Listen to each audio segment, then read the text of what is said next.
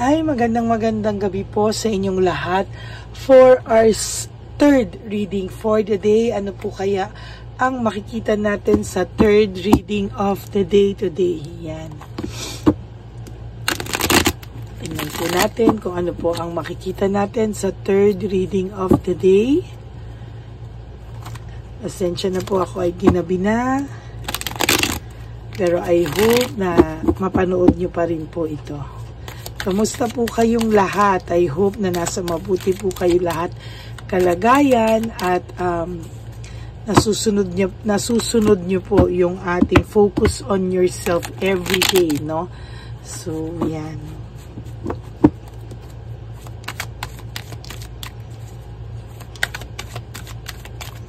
Okay, pili na po tayo ng 10. Ano po kaya ang makikita natin ngayon? 1, 2, 3, 4, 5, 6, 7, 8, 9,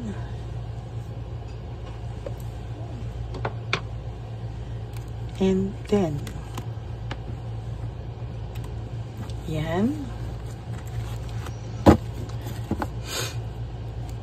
Now, tingnan naman po natin kung ano po ang makikita natin dito sa ating second card.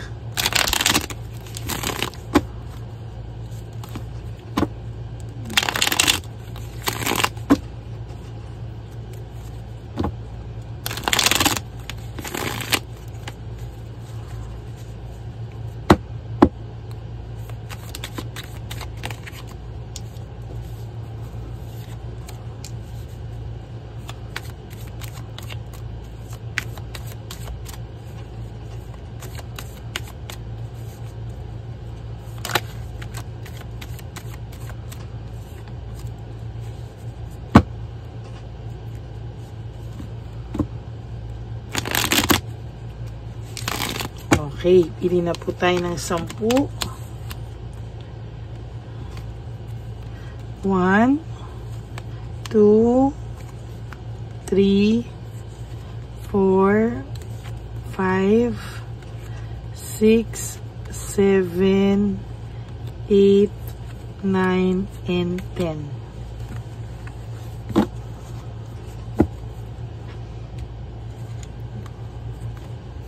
Huwag niyo pong skip to dahil dito po tayo kumukuha ng ating energy sa isa't isa. Yan.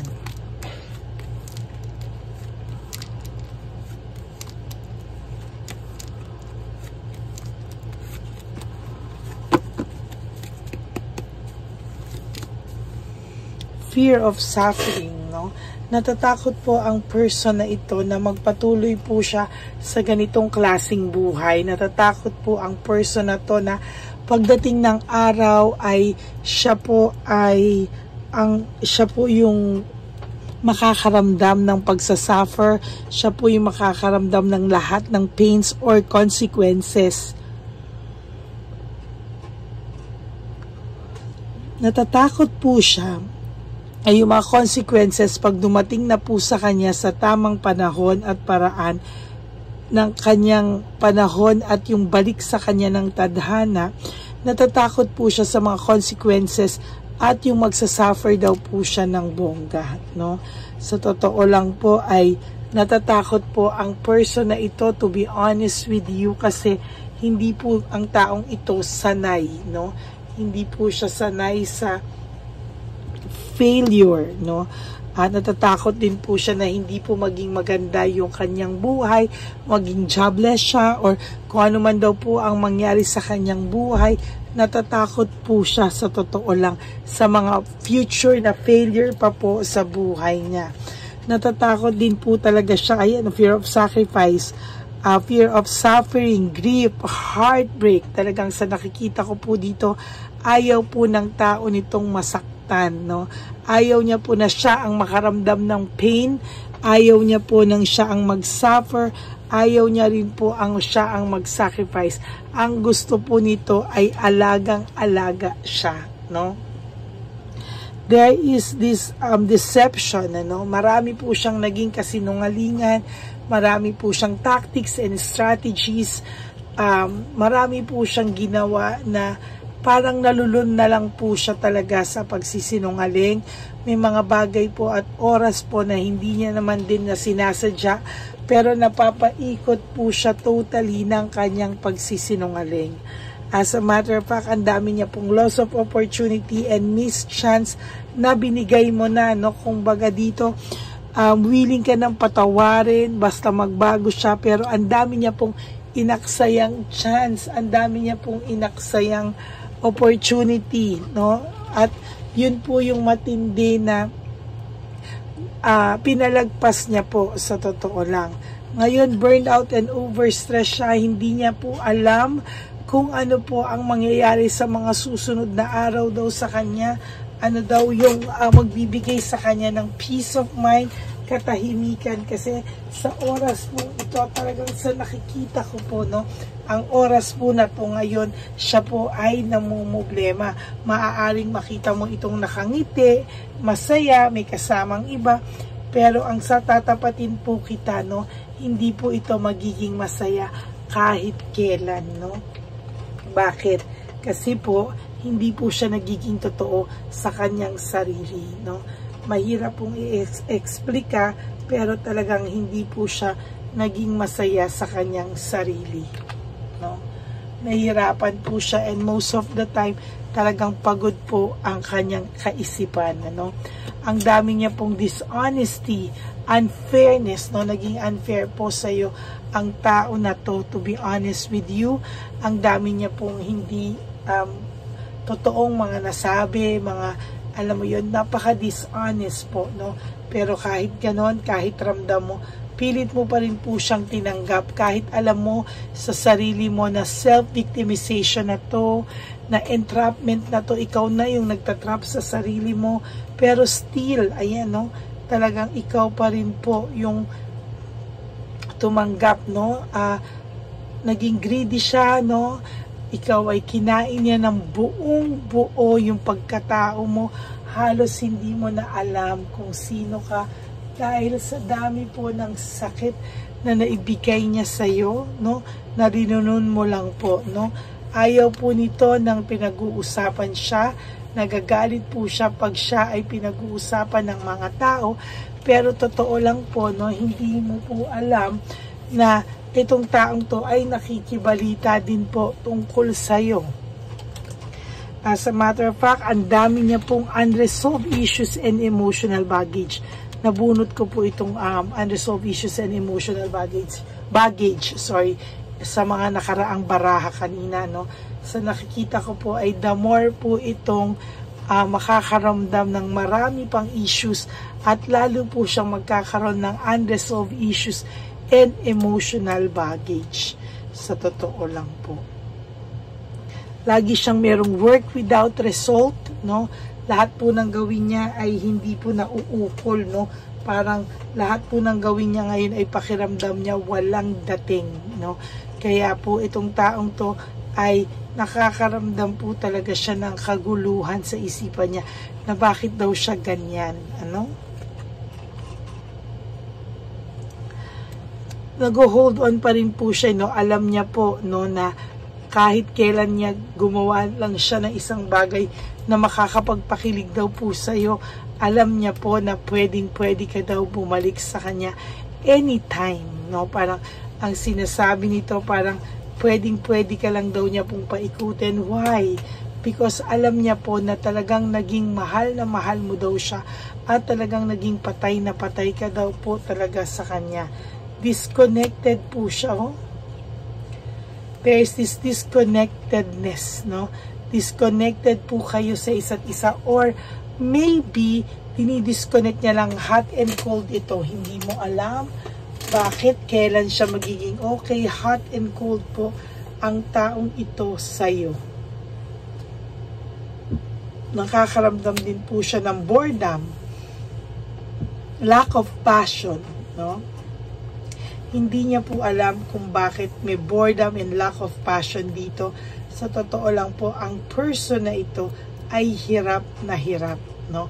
bored na bored siya sa buhay niya at pakiramdam niya po parang ano ba to, parang wala akong kapupuntahan, walang pupuntahan yung buhay ko ngayon.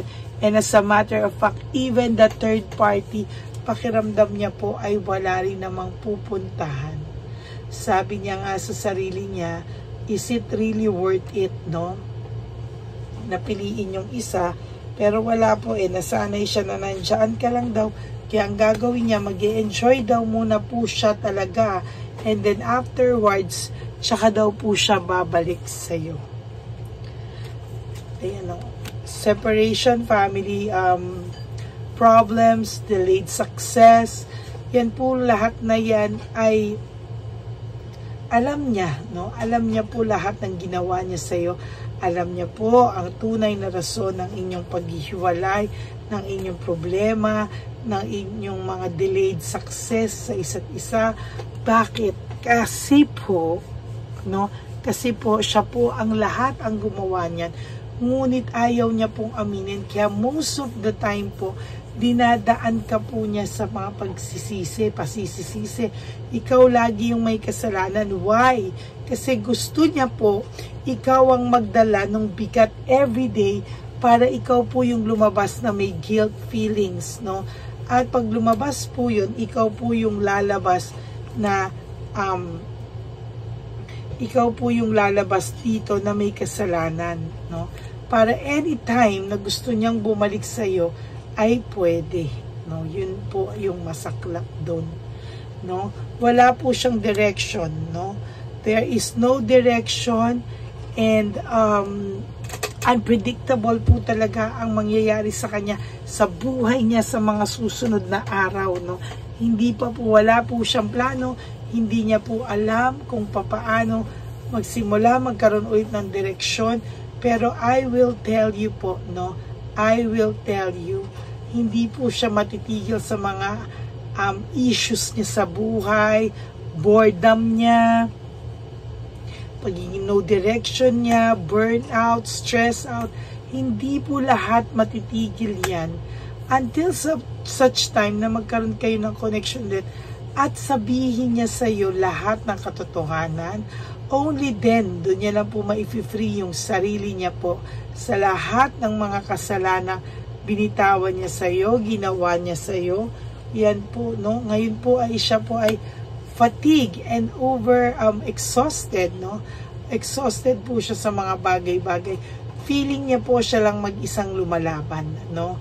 Nung nawala ka po, pakiramdam po niya nawala na yung support system niya. Siya na lang ang lumalaban, kaya nagka-lechi-lechi po yung buhay niya. At wala po siyang magawa kung hindi panindigan lahat yan, no?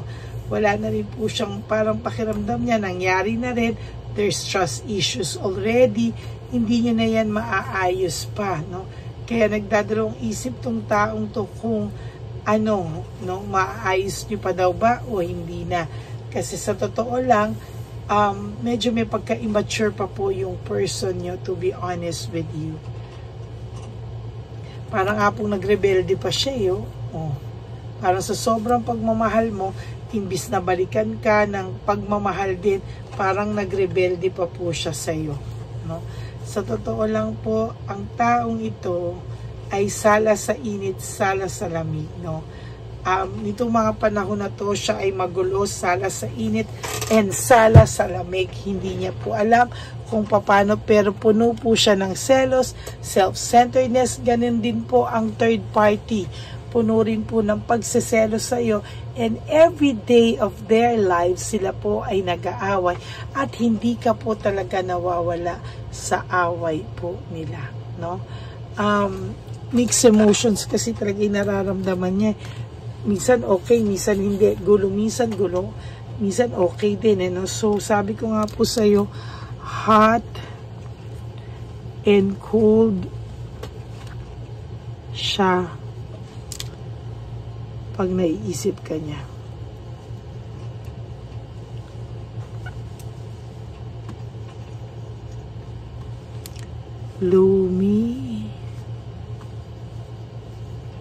Lumilipad ang isip niya. Hot and cold siya. Pag naiisip ka niya, lumilipad ang isip niya. Sa totoo lang po, wala po itong wala po itong naiisip kung hindi hot and cold siya. Hindi niya alam kung saan siya magsisimula. Kaya gulong-gulo po ang person nyo. Kaya siya nagiging hot and cold. At lumilipad lagi yung isip niya. Kasi po naiisip ka niya. Okay, that is your third and final reading. And for those of you who would like to have a private reading with me, you can message me po at Lady Lee Elena. That's Ladyly Elena. Nasa dulo po yan ng ating video. Diyan nyo lang po ako makukontak. That's my only legit and official FB account. Ayan. Maraming salamat po from the bottom of my heart. Nagpapasalamat po ako sa inyo na nairaos po natin ang One Love a Day, and I hope lahat po kayo ay nakapanood na po ng ating One Love a Day. Kasi talagang shinare ko po yan sa inyo para malaman nyo po na napakasarap sa pakiramdam ang tumulong sa kapwa. Yan. And for those of you who will give me super thanks for this video and no skipping of ads, I would really appreciate that from the bottom of my heart. Lalo na po magsisimula na tayong mag-ipon para sa ating One Love a Day Christmas edition. Okay? So maraming salamat po sa inyong lahat. And please po help me reach 20,000 subscribers. Ikalat nyo po ito sa lahat ng kakilala nyo para po tayo ay mag-circulate sa YouTube at talagang kumalat po tayo, no? Para po mas marami pa po tayong matulungan. Okay? Maraming salamat po. And magbabalik po ako para po sa aking mga Lady Elena friends, family and subscribers na ever solid and loyal. Maraming salamat po sa inyong lahat. And of course, sabi ko nga din sa aking mga loyal na Lady Elena friends, family and subscribers, life is too short. Don't make it shorter by stressing yourself from all the pains and heartaches na binigay sa inyo ng kahapon. Just surrender everything to the divine universe and just let go and let God write your life and love story. I will be back for tomorrow po for another set of reading. Maraming salamat po sa inyong lahat. God bless you all. Good night, and I will all see you again tomorrow for our first reading of the day. Okay? Bye!